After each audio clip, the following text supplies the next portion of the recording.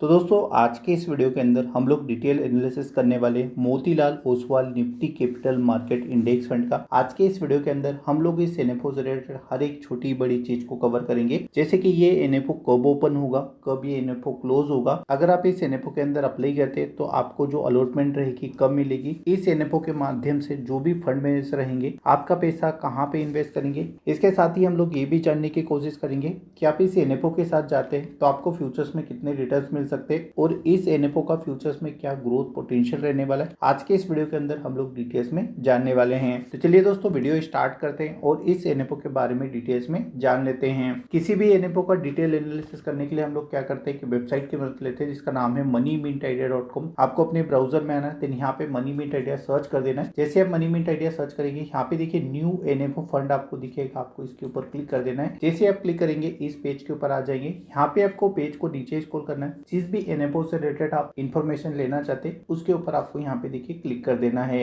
जैसे ही आप क्लिक करेंगे तो आप इस पेज के ऊपर आ जाएंगे। यहाँ पे इस एनएफओ से रिलेटेड हर एक छोटी बड़ी इंफॉर्मेशन आपको मिल जाएगी। तो यहाँ पे हमें स्टार्टिंग में ही बताया जाता है कि टाइप ऑफ स्कीम, तो ये स्कीम किस टाइप की रहने वाली है। कई तरीके की स्कीम मार्केट के अंदर लॉन्च होती है, बट हम जहाँ पे भी पैसा इन्वेस्ट कर रहे हैं हमको उसके बारे में डिटेल्स में जो है पता होना चाहिए। तो यहाँ पे देखिए क्लियरली मेंशन है कि ये स्कीम एक ओपन इंडेक्स फंड वाली स्कीम है। ये रेप्लिकेट करेगी देन ट्रैक करेगी यहाँ पे Nifty capital market total return index को। तो यहाँ पे हमें एक चीज क्लियर हो गई कि जो भी रिटर्न्स रहेंगे, जो भी स्टॉक रहेंगे, निफ्टी कैपिटल मार्केट टीआरआई के हिसाब से यहाँ पे जो है चूज किए जाएंगे। इसी के हिसाब से हमें रिटर्न मिलेंगे। इसी के हिसाब से जो यहाँ पे वेटेज रहने वाला है, कौन से स्टॉक को यहाँ पे कितना वेटेज देना है उसके बारे में यहाँ पे हमें डिटेल्स में बताया जाता है। यहाँ पे हम थोड़ा सा पेज को नीचे स्क्रॉल करें तो टॉप 4 कंपनियां हैं जिनके अंदर इस एनएफओ के जरिए सबसे ज्यादा पैसा इन्वेस्ट किया जाएगा, उनके बारे में हमें बताया जाता है। तो यहाँ पे आप देखेंगे जो बेंचमार्क के हिसाब से जिन कंपनियों को रखा गया है, तो यहाँ पे देखिए सबसे ज्यादा प्रायोरिटी के ऊपर रखा गया बीएससी लिमिटेड को।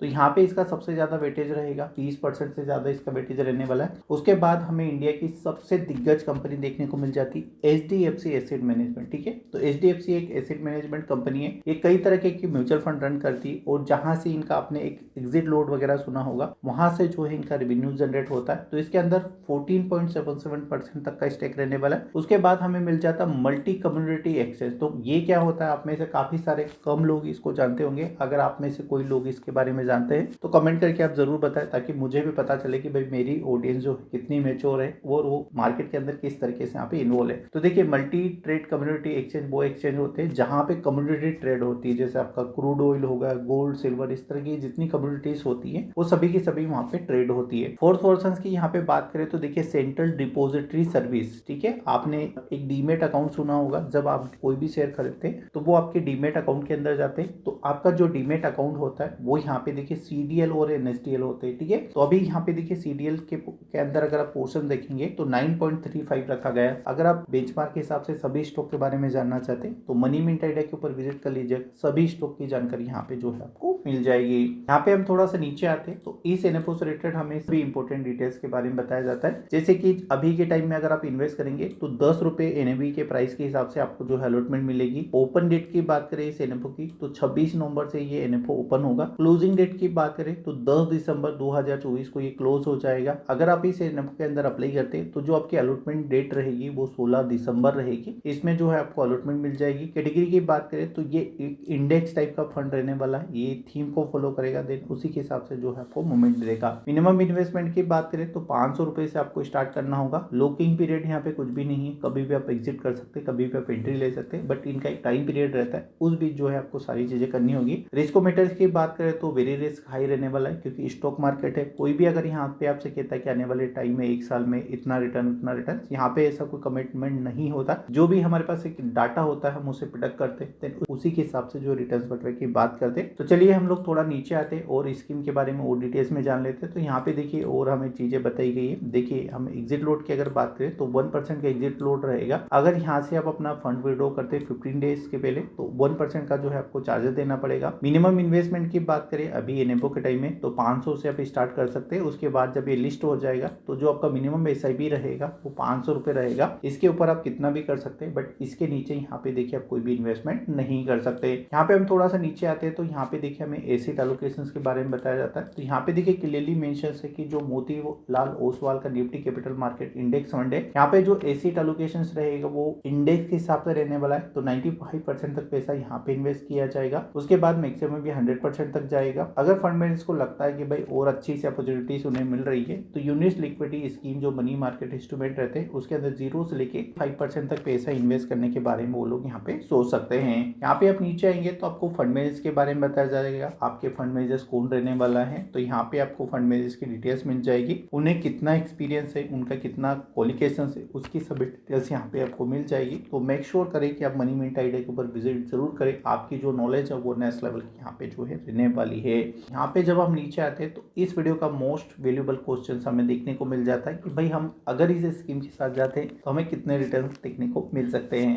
तो यहाँ पे अगर आप क्वार्टर वाइज रिटर्न्स की बात करें यानी 3 महीने के रिटर्न्स की तो 6% के रिटर्न्स मिले हैं। 6 महीने के रिटर्न्स की बात करें तो 60% के रिटर्न्स मिले।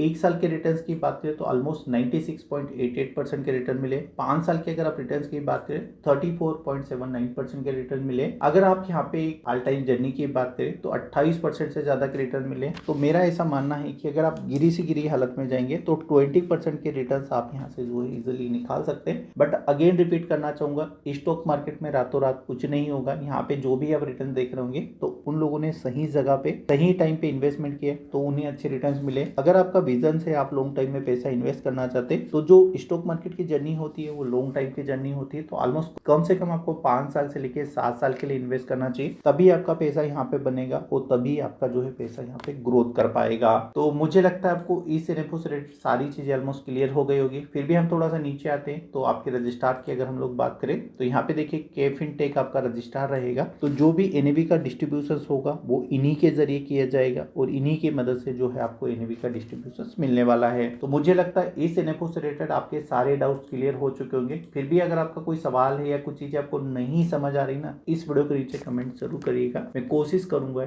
चल मैं रिप्लाई देने की। चलिए दोस्तों मिलते हैं और किसी नए वीडियो में नई जानकारी के साथ। चलिए धन्यवाद।